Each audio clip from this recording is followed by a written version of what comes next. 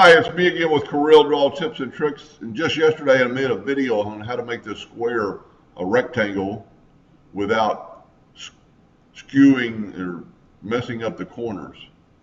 And I did it a pretty easy way for me, but there's a faster way. One of my viewers or subscribers sent me a little off the email or off the video and said just use the shape tool. Well, you can't really grab both of them at the same time, the inside and the outside.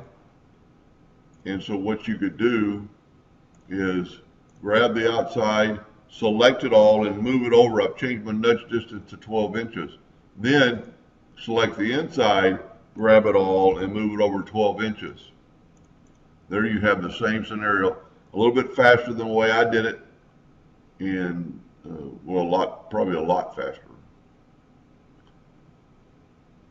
Anyway, I hope that helped a little bit. Thank you for watching, and thank that viewer for sending me that tidbit.